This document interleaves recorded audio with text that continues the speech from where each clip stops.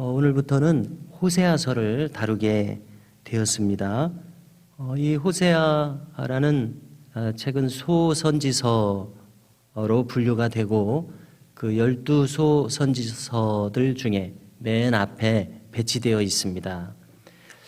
그래서 성경이 배치된 것은 분량이 큰 선지자들, 그래서 대선지서들이라고 부르는 책들을 먼저 배치했습니다.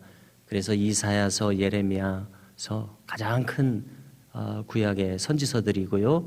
그 다음에 에스겔, 다니엘 이렇게 비교적 분량이 큰 선지서들이 쭉 배치되어 있고, 그 다음으로 12소 선지서들이 배치되어 있는데 그중 호세아서가 맨 처음에 나오고 있습니다. 시대적 배경을 오늘 1절에서 우리가 알 수 있는데요. 우시야 왕의 시대부터, 남왕국의 우시야 왕의 시대부터 쭉 이어지는 열왕들의 시대에 호세아가 활동했습니다. 그래서 우리는 이 시대가 같은 선지자를 찾을 수가 있는데요. 그것은 곧 이사야 선지자입니다. 이사야 선지자는 우시야 왕이 죽던 해에 이사야서 6장에서 놀랍게 부름을 받는 장면을 기록해 주지 않습니까? 그러므로 호세아와 이사야 선지자가 그 분량의 기록이 달랐을 뿐이지 같은 시대이고, 또한 아모스 선지자도 같은 시대입니다. 주전 8세기, 그러니까 주전 700년대에 활동했습니다. 호세아는 인간적으로 연민을 느끼지 않을 수 없게 하는 선지자입니다. 왜냐하면 하나님의 명령에 의해서 정숙하지 못한 여인 고멜과 결혼을 하게 되기 때문입니다. 이름하여 선지자의 예언적 행동이라는 것이 있습니다. 예를 들어서 이사야도 아들 둘을 낳아서 이 둘에 대해서 이 유다 왕국에 대한 이 예언적 행동을 하게 했었습니다. 예레미야도 마찬가지이죠. 그런데 여기 호세아의 예언적 행동은 그대로 이 남북 왕국의 우상 숭배하는 모습을 그대로 반영한 것인데, 그것은 하나님의 명령에 의해서 정숙하지 못한 여인 고멜과 결혼하라, 그리고 정숙하지 못한 자식들을 낳으라, 이러한 명령입니다. 너무나도 놀라운 그러한 선지자의 예언적 행동이 아닐 수가 없습니다.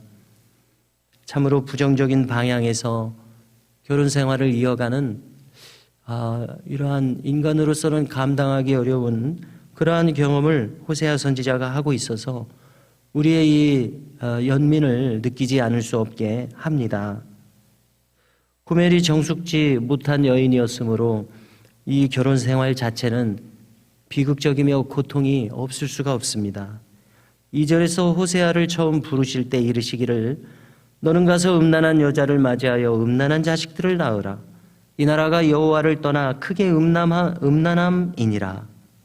하나님에 대한 믿음의 정절을 버린 남북 이스라엘 백성들을 가리키는 하나님의 말씀이었습니다. 고멜과 결혼했을 때에 고멜이 임신해서 아들을 낳았습니다. 하나님이 명하사 그 아들의 이름을 이스르엘이라 하라, 이렇게 하십니다. 자, 이스라엘이라고 하는 이 평야지대요, 곡창지대, 이 지리상으로는 나사렛 바로 아래에 있습니다. 그리고 오른쪽 끝에는 다볼산이 있습니다. 왼쪽 끝에는 갈멜산이 있습니다. 이 이스라엘은 평야이면서 골짜기입니다. 비가 오게 되면 강이 흐르게 됩니다. 이런 곳이 이스라엘인데요. 그래서 예로부터 여기는 큰 전쟁터가 되고 있습니다. 아마겟돈 전쟁이라고 하는데 여기에 이 무깃도라는 곳도 있습니다. 그렇기 때문에 이곳은 큰 전쟁이 벌어지는 곳인데요. 바로 여기에서 아합 왕조가 심판을 받았습니다. 그러므로 이스라엘은 심판을 의미하는 장소입니다. 아합 왕조의 뒤를 이은 왕조가 예후 왕조인데 예후 왕조 또한 심판을 받게 될 것이다. 그리고 북왕국 이스라엘은 멸망을 면치 못하게 될 것이다. 라는 예언적인 이름으로 첫째 아들의 이름을 짓도록 하셨습니다. 다음으로 또 고멜이 둘째 아이를 임신하여 낳습니다. 딸이었습니다. 그 이름도 하나님이 일러주십니다. 로 루하마라 하라. 여기서 이 로는 히브리어에서 아니다라는 뜻이요, 루하마는 라함이라는 말에서 왔습니다.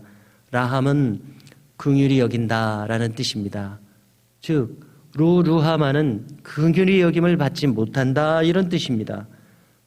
모두가 다 자신의 자식들의 이름은 의미 있는 좋은 이름을 짓고자 할 것입니다마는 여기 이 호세아는 이 딸의 이름을 좋은 이름으로 지을 수 없고 하나님이 정하여 주신 이름 로루하마, 긍휼히 여김을 받지 못한다는 대단히 부정적인 이름으로 짓게 됩니다.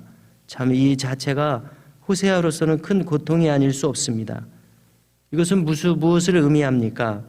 북왕국 이스라엘은 이제 긍휼히 여김을 받을 수가 없다, 긍휼히 여기지 않겠다, 나의 심판이 이미 작정되었다, 이러한 의미인 것을 알 수 있습니다. 우리는 돌이키지 않는 하나님의 심판이 때때로 임한 것을 구약 성경을 통해서 우리는 분명히 보고 있습니다. 노아의 홍수 심판이 그랬습니다. 소돔과 고모라의 심판이 그랬습니다. 또 이스라엘 백성들이 광야 가나안 땅에 입성한 것은 가나안 7족속에 대한 이제 돌이키지 않으시는 심판의 결과였었습니다. 여기 이 북왕국도 이제 로루하마라, 긍휼히 여기지 않겠다, 이 딸의 이름과 같이 하나님의 심판, 이스라엘의 멸망이 예언된 이름이었습니다. 그래서 우리는 이 자식의 이름을 이렇게 짓게 되는 호세아의 심정을 한번 생각해 보게 됩니다. 생각해 볼 때 얼마나 가슴 아픈 경우가 되겠습니까? 왜 이렇게 하셨을까 생각지 않을 수 없는데요, 그것은 바로 호세아의 심경이 하나님의 마음을 그대로 대변하게 하신 것을 알 수 있습니다. 호세아 자신이 이제 하나님의 심판의 말씀을 백성들에게 전해야 하지 않습니까? 전하는 입장에서 가슴 아픈 하나님의 마음을 그대로 느끼는 상태에서 전하도록 이렇게 하신 것을 알 수 있습니다. 아내에 대해서, 결혼 생활에 대해서, 또 자녀들에 대해서 하나님의 종 선지자인데 어찌 이렇게 고통스러운 그러한 모습으로 살아가야 한단 말입니까? 이 가슴 아프고 고통스러운 호세아의 심경은 그대로 아파하시는 하나님의 심경인 것을 우리는 느끼게 됩니다. 이어서 이제 셋째 아이도 둘째를 젖댄 후에 바로 가지게 되는데 임신하여 낳습니다. 이번에도 하나님은 이름을 일러주십니다. 로암미라 부르라. 이 로는 아니오라는 뜻이요, 암미는 나의 백성이라는 뜻입니다. 나의 백성이 아니다, 역시 대단히 부정적인 이름임을 알 수 있습니다. 하나님의 백성이 아니다 이런 뜻도 되지만은 호세아 자신으로서는 나의 자녀가 아니구나, 이런 것이 또 반영되어 있을 수 있지 않습니까? 여전히 참 가슴 아픈 이름이 아닐 수 없습니다. 이 이름을 주시면서 하나님 말씀하시기를 너희는 내 백성이 아니요 나는 너희 하나님이 되지 아니할 것임이니라. 우리가 모세오경에서 하나님께서 이러한 율법을 주시면서 모세를 통해서 하신 말씀이 이 율법을 지킴으로 너희는 나의 백성이 되고 나는 너희의 하나님이 되고자 함이니라.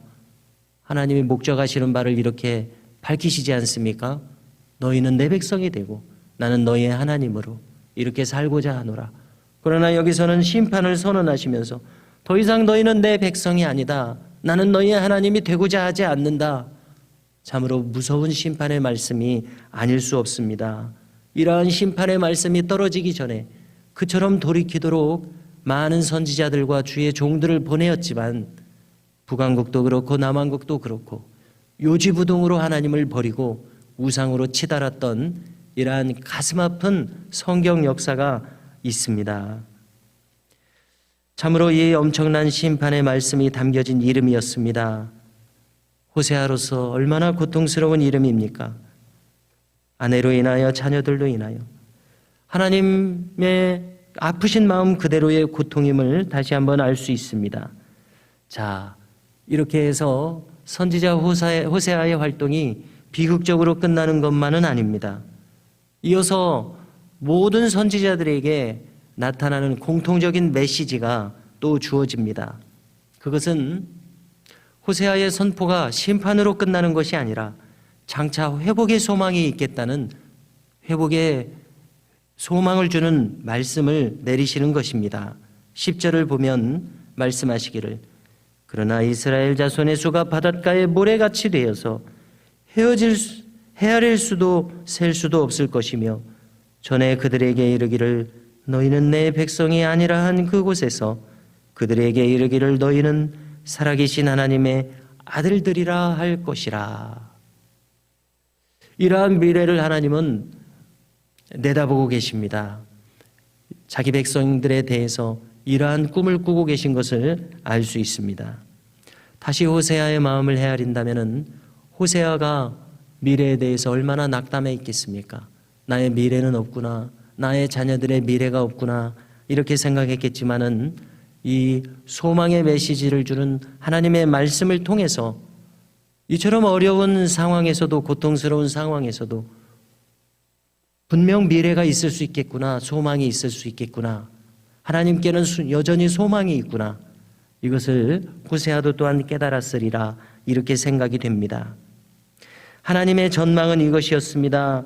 남부강주가 이제 한 왕국을 이루고 한 큰 우두머리를 세워 크게 일어날 것이라. 이처럼 하나님의 나라는 항상 궁극적인 승리의 나라로 나타나고 있습니다. 십자가의 고난 다음에는 언제나 부활의 생명과 영광이 있습니다. 이것이 하나님 나라의 변치 않는 특징입니다.